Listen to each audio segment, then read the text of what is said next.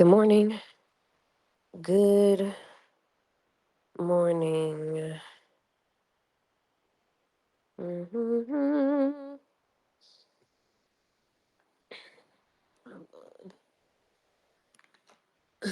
I'm going to read a little something. I'm just looking for something. Let's see here. Hold on one second.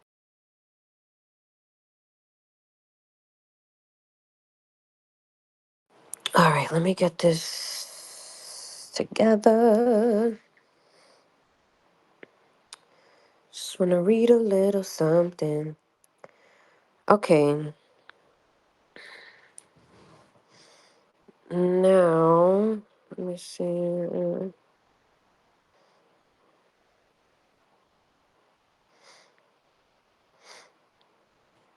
Okay, so I am going to read lesson 4 from the book A Course in Miracles.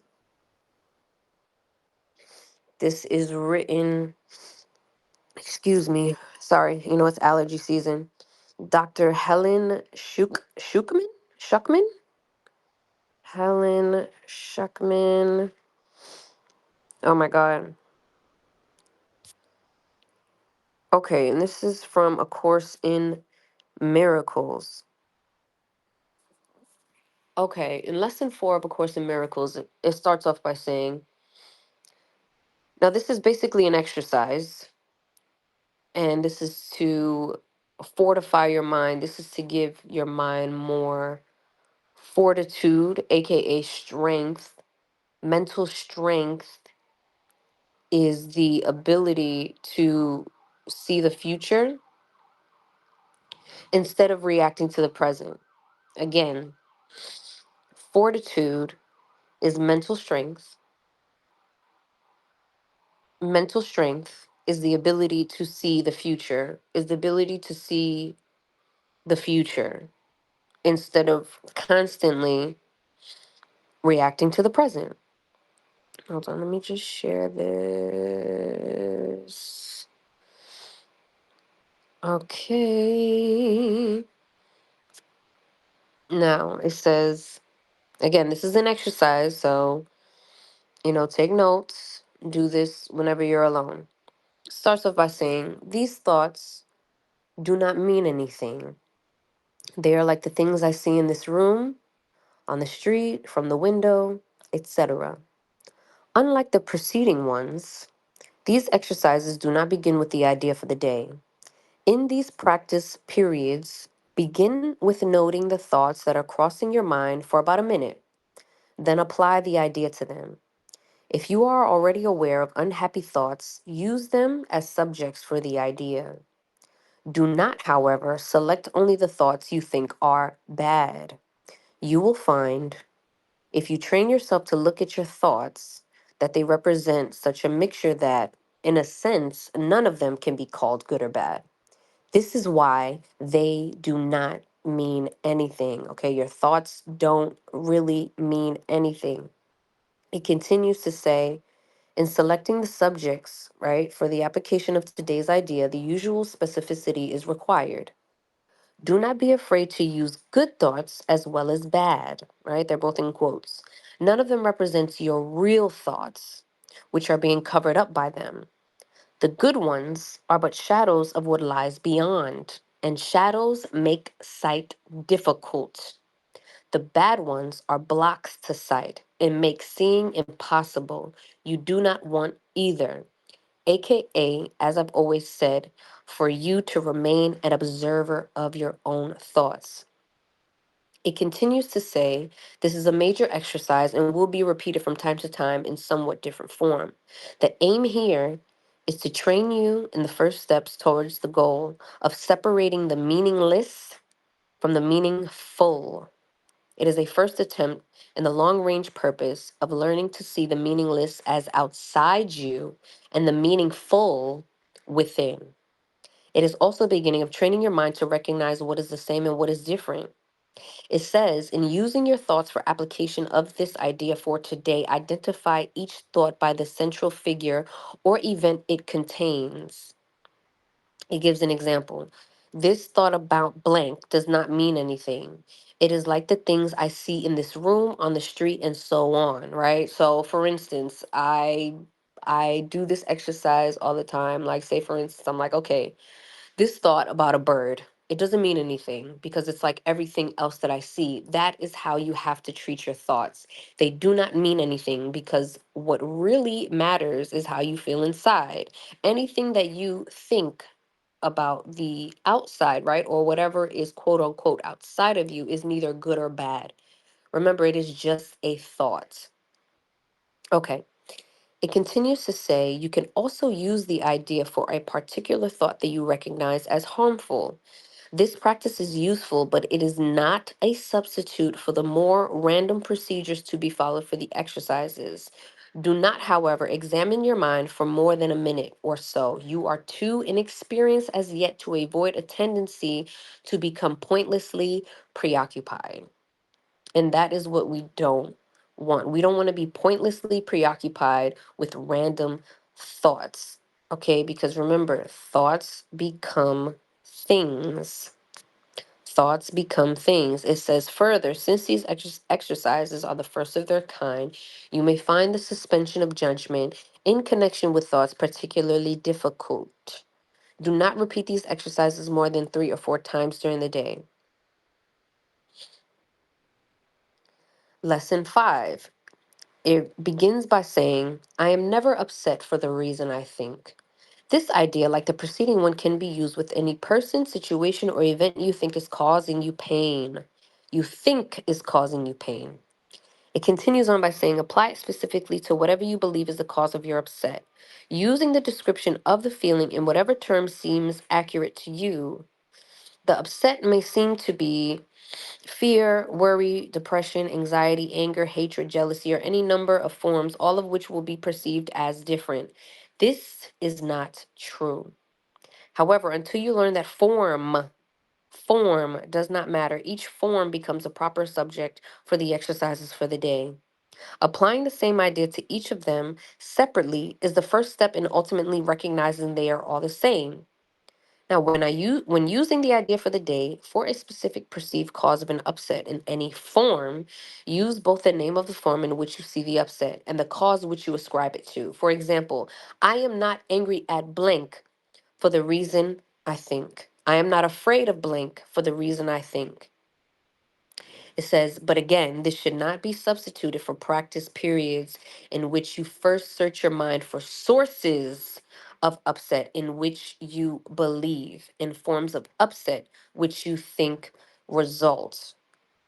So this is really just trying to break your mind down, right? And bring you into that mindfulness, bring you into that awareness, bring you into that consciousness of knowing, right? Consciousness is knowing. You don't have to have, when I say knowing, it doesn't mean that you have the answers to everything, right? Outwardly, you don't, but you will know how you feel. You will be aware of how you feel. You will be able to discern how you feel. That way, you can act appropriately in a situation. That is the point. To act appropriately in a situation. It continues on to say, in these exercises, more than in the preceding ones, you may find it hard to be indiscriminate and to avoid giving greater weight to some subjects than to others. Excuse me. It might help to proceed the exercises with this statement. It says, there are no small upsets. They are equally disturbing to my peace of mind. There are no small upsets. They are equally disturbing to my peace of mind. Then examine your mind for whatever is distressing you, regardless of how much or how little you think it is doing so. You may also find yourself less willing to apply today's idea to some perceived sources of upset than to others. Okay? Remember, we have to use our words carefully. because we're thinking more carefully now, right? We're thinking more carefully. We're thinking more carefully. We are thinking more carefully so we can think clearly. If this occurs, think first of this: I cannot keep this form of upset and let the others go. For the purpose of these exercises, then, I will regard them all as the same. Remember, this thought does not mean anything. It says, then search your mind for no more than a minute or so and try to identify a number of different forms of upset that are disturbing you, regardless of the relative importance you may give them. Apply the idea for today to each of them, using the name of both the source of the upset as you perceive it and of the feeling as you experience it. Blank, right? Example, I am not worried about blank for the reason I think. I am not depressed about blank for the reason I think, right? It's giving you other alternatives, right? Instead of diving in, you can learn to dive and swim instead of dive and drown. It says to do this for 3 or 4 times a day. Now, in lesson 6, it starts by saying, I am upset because I see something that is not there. The exercises with this idea are very similar to the preceding ones. Again, it is necessary to name both the form of upset, anger, fear, worry, depression, and so on, and the perceived source, very specifically for any application of the idea. If we specify and pinpoint these things, right, the anger and the perceived source, it'll become easier to be aware. So, for example, it says, I am angry at blank because I see something that is not there. I am worried about blank because I see something that is not there. So it's just telling you to be specific with your observations. That way you don't cut corners and you're more genuine with the way that you perceive your own thoughts. All right. I think a huge problem as well is that people underestimate themselves. People don't know how powerful they are. People don't know how powerful their mind truly is, right? So it continues on to say today's idea is useful for application to anything that seems to upset you and can profitably be used throughout the day for that purpose. However, the 3 or 4 practice periods which are required should be preceded by a minute or so of mind searching, as before, and the application of the idea to each upsetting thought uncovered in the search. Again, if you resist applying the idea to some of these upsetting thoughts more than to others, remind yourself of the 2 cautions stated in the previous lesson. There are no small upsets. They are equally disturbing to my peace of mind. And I cannot keep this form of upset and let the others go. For purposes of these exercises, then I will regard them all as the same. Now, this one may be a little tricky, and it's because the one that it is the one that people tend to forget the most, right? When we're talking about miracles, we're talking about the mind, right? We have to control our minds. So in lesson 7, it starts off by saying, I see only the past. Says this idea is particularly difficult to believe at first, yet it is the rational for all of the preceding ones, meaning all the lessons before. It says it is the reason why nothing that you see means anything. It is the reason why you have given everything you see all the meaning that it has for you, because you only see the past. It is the reason why you do not understand anything you see, because you only see the past. It is the reason why your thoughts do not mean anything and why they are like the things you see, because you only see the past. It is the reason why you are never upset for the reason you think, because you only see the past.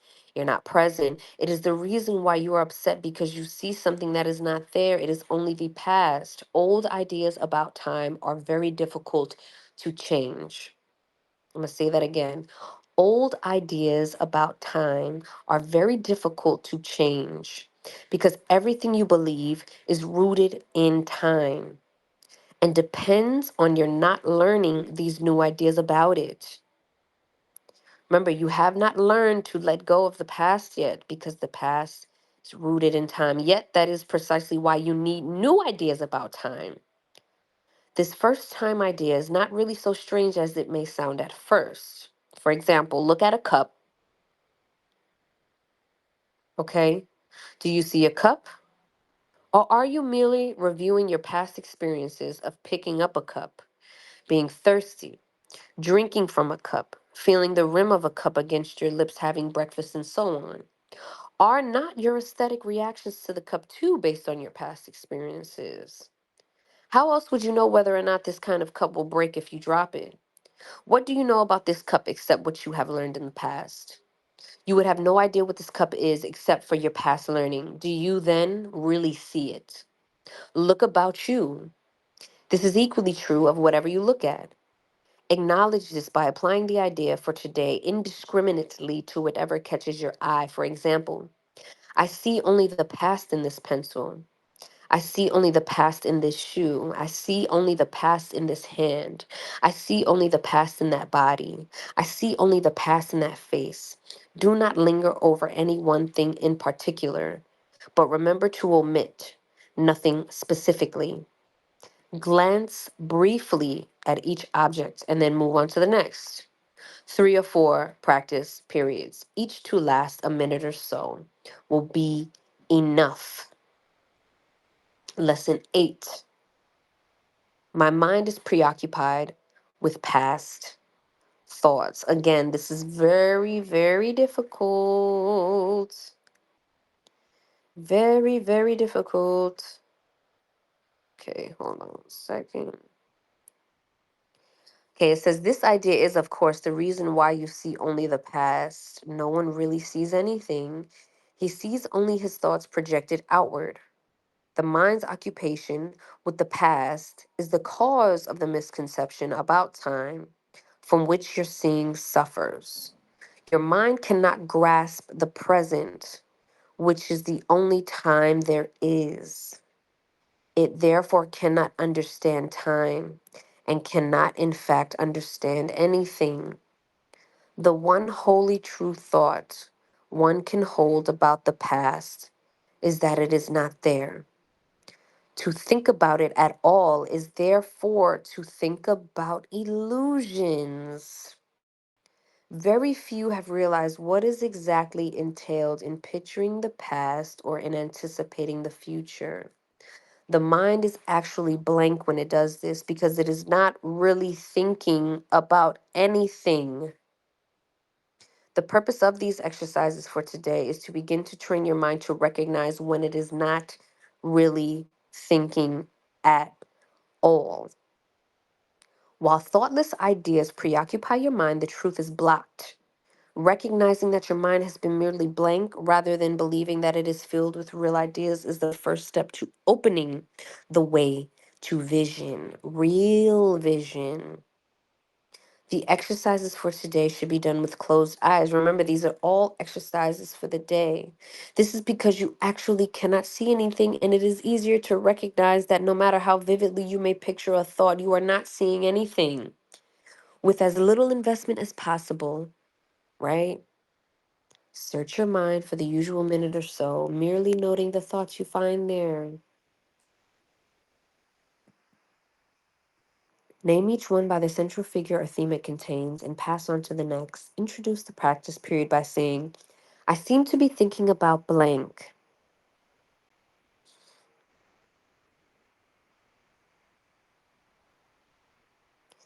Right? This is all bringing you to awareness. Let me see something. Give me 1 second. Looking for something.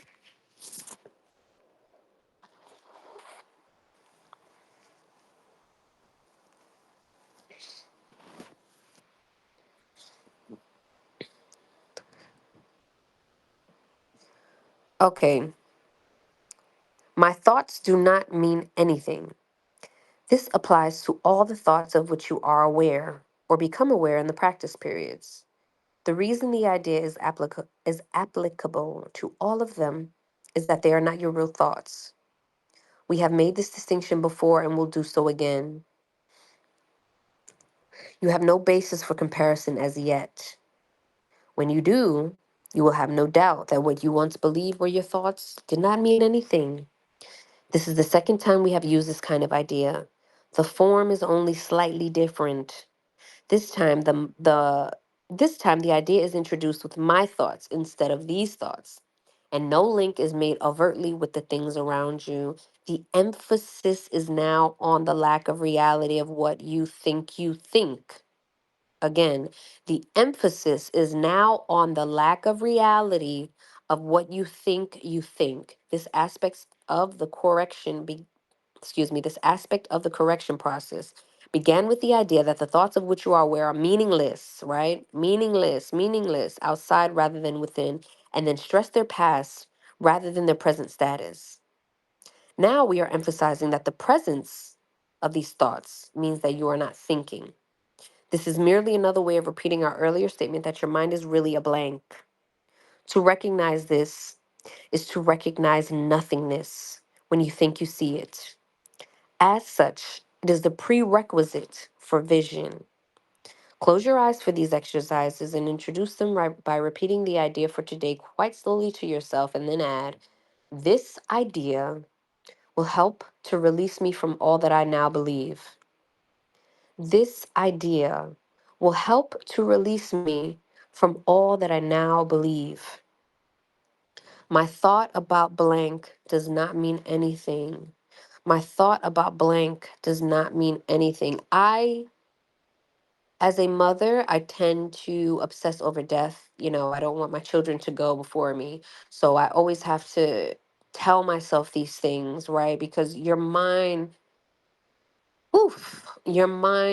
is truly your worst. It can be your worst nightmare.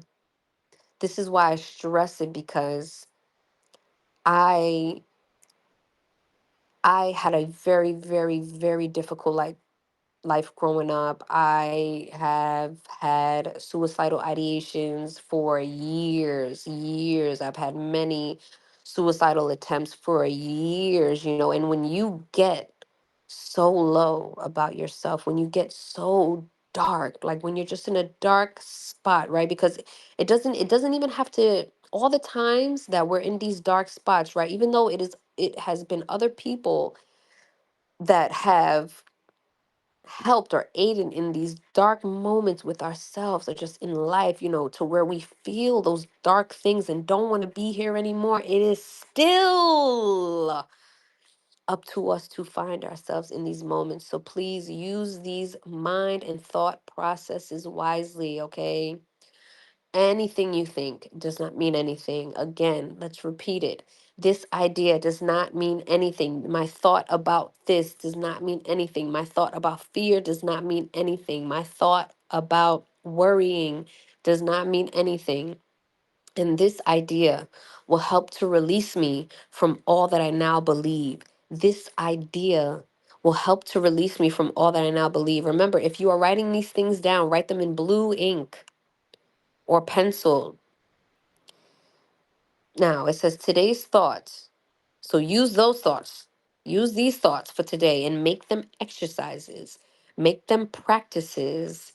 They will help you. They will serve you. You have to teach your mind how to serve you. You have to teach your mind how to serve you.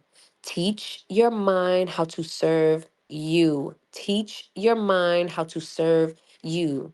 It says today's thoughts can obviously serve for any thought that distresses you at any time. In addition, 5 practice periods are recommended, each involving no more than a minute or so of mind searching. It is not recommended that this time period be extended, and it should be reduced to half a minute or less if you experience discomfort. Remember, however, to repeat the idea slowly before applying it specifically, and also to add, this idea will help to release me from all that I now believe. And this in turn will take you to the next steps in miracles, which is my meaningless thoughts are showing me a meaningless world. Okay? And then you have to get to your emotions and your experiences, your perceptual distortions about this meaningless world. You have to know when to close your eyes, when to open your eyes, okay? Now let's read this one, right? It says, I am upset because I see a meaningless world. It says the importance of, right? So this book is giving you ideas. Let's see the etymology of the word idea, right? Because it's about to be Gemini season and Gemini rules language. So let's look at the etymology of the word idea.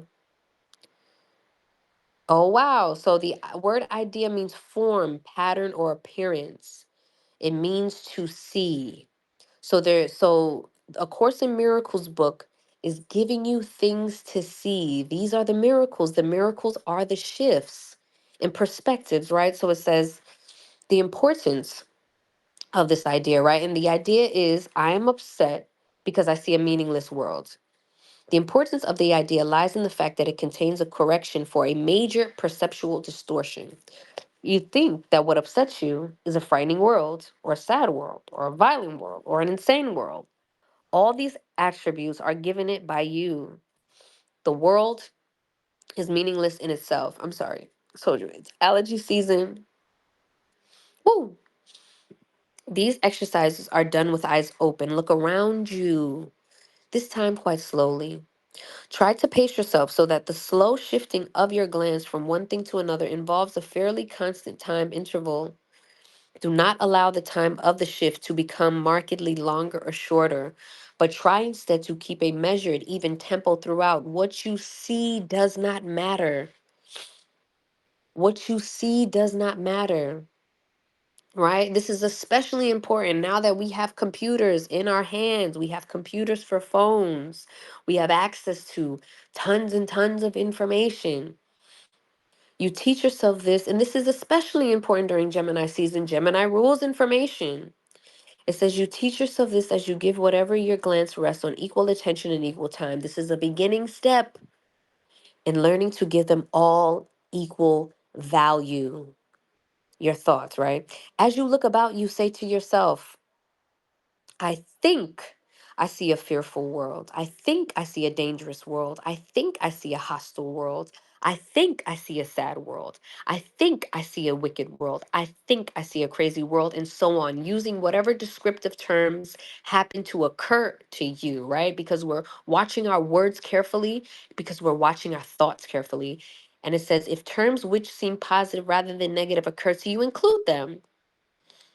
For example, you might think of a good world or a satisfying world. If such term occurs to you, use them along with the rest.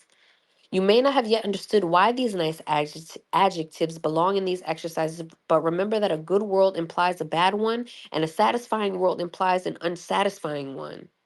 All terms which cross your mind are suitable subjects for that exercise. Their seeming quality does not matter.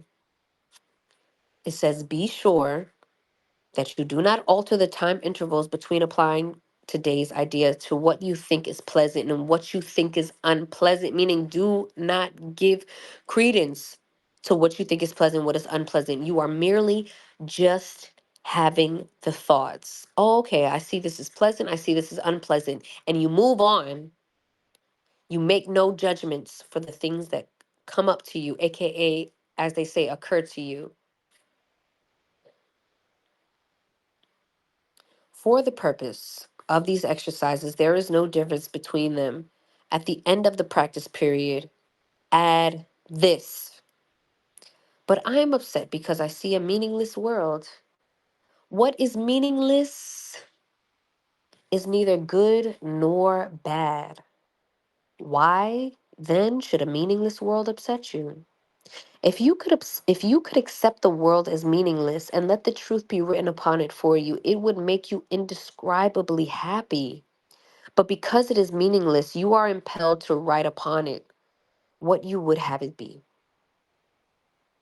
So, as humans, because we see nothing there, we make something there because we are creators. It is this you see in it. It is this that is meaningless in truth. Beneath your words is written the word of God. Beneath your words is written the word of God. The truth upsets you now, but when your words have been erased, you will see His, aka God's. That is the ultimate purpose of these exercises.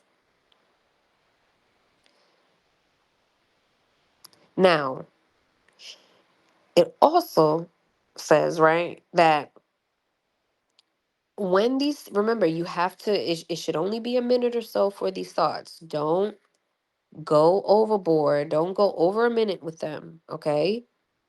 Especially if it causes you strain, then just stop.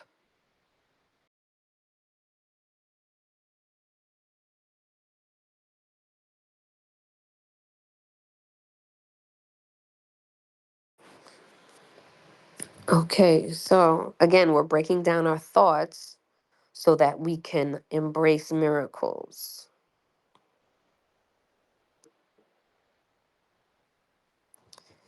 Okay, meaningless world. And then I'm just looking at my notes. Okay, now this one is interesting. This idea that's being given, a meaningless world engenders fear. Today's idea, it says this idea is really another form of the preceding one, except that it is more specific as to the emotion aroused.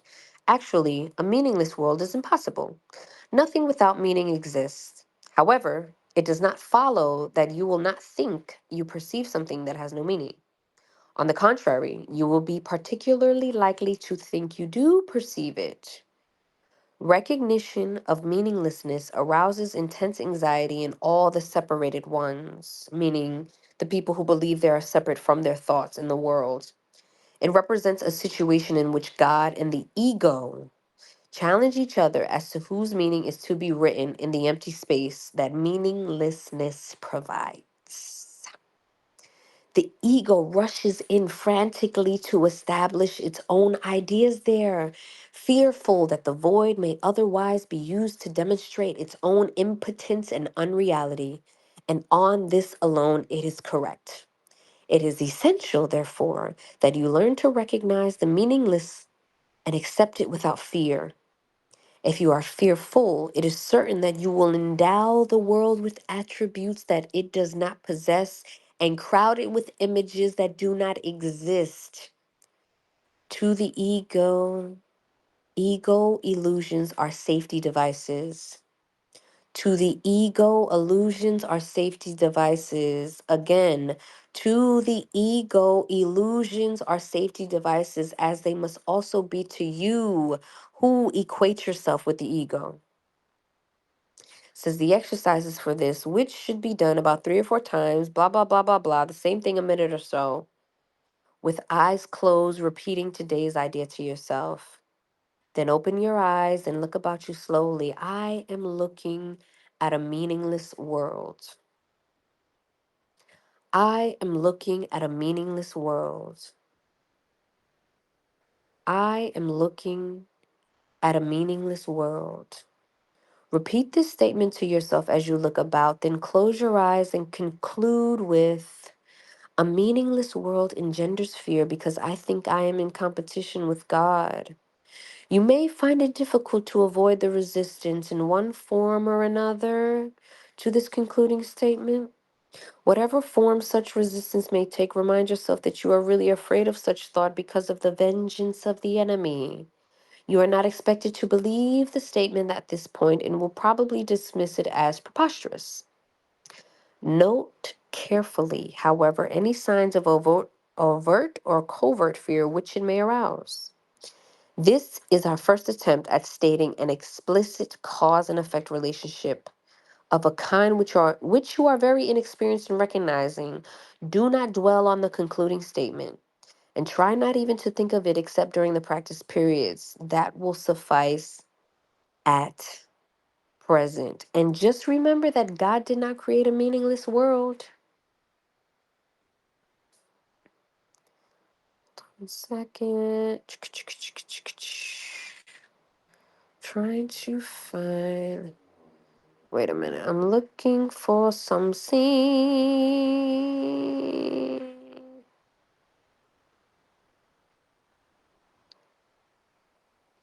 I'm looking for something. I'm looking for something.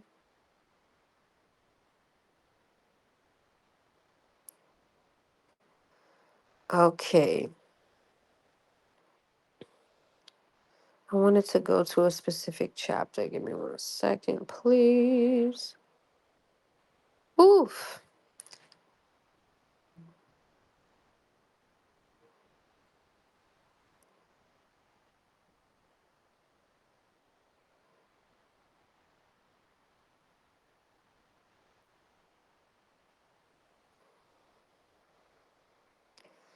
Okay, let's read some principle of miracles. There is no order of difficulty in miracles. One is not harder or bigger than another. They are all the same. All expressions of love are maximal. Miracles as such do not matter. The only thing that matters is their source, which is far beyond evaluation. Miracles occur naturally as expressions of love. The real miracle is the love that inspires them. In this sense, everything that comes from love is a miracle. All miracles mean life, and God is the giver of life. His voice will direct you very specifically. You will be told all you need to know. Miracles are habits and should be involuntarily. They should not be under conscious control. Consciously selected miracles can be misguided. Miracles are natural. When they do not occur, something has gone wrong. Miracles are everyone's right, but purification is necessary first. Okay, hold on. Let's see.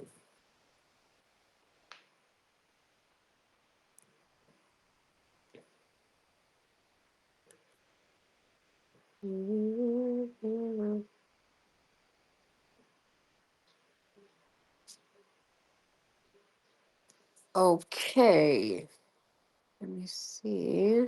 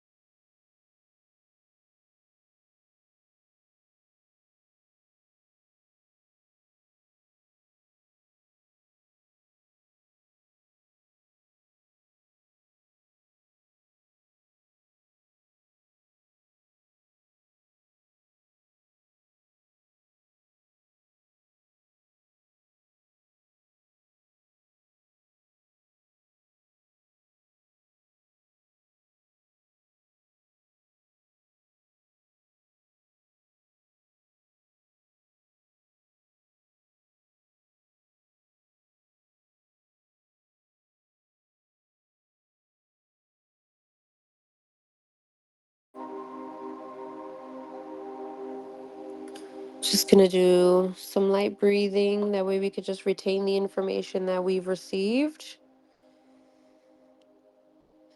Remember, breathe in through your nose and out through your mouth.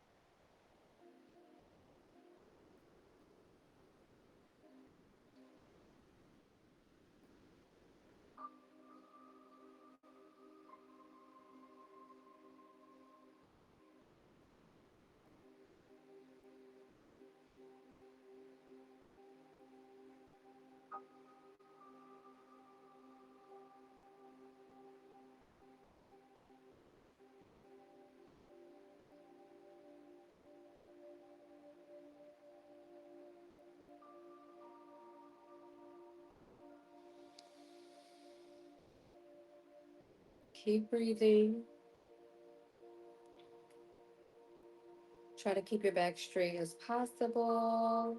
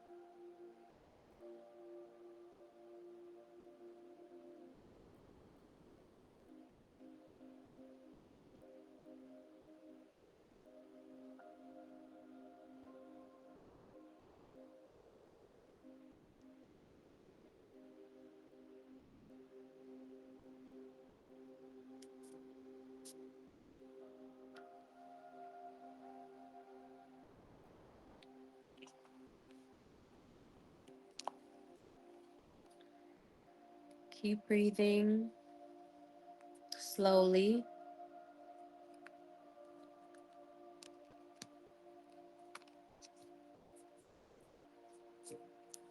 Remember to let your thoughts pass. Let them pass.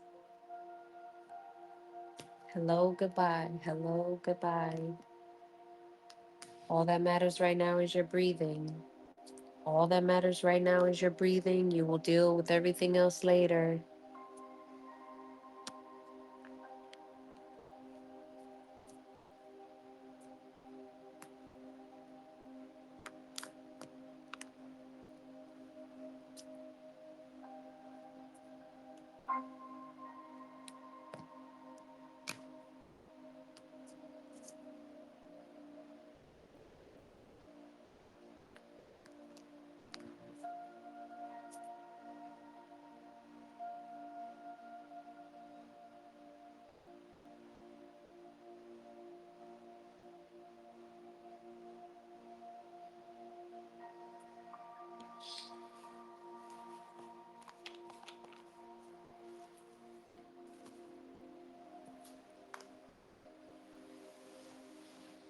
Keep breathing.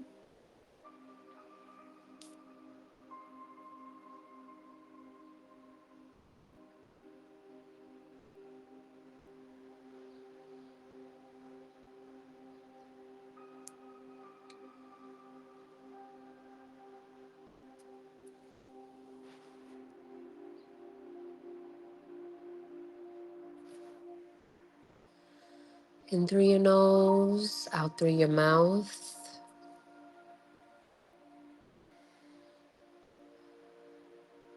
Hopefully, you're comfortable by now.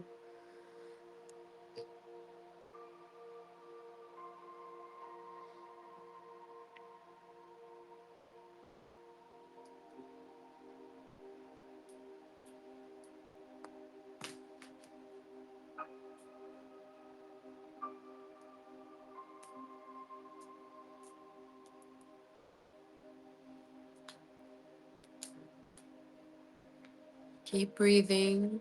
Don't forget.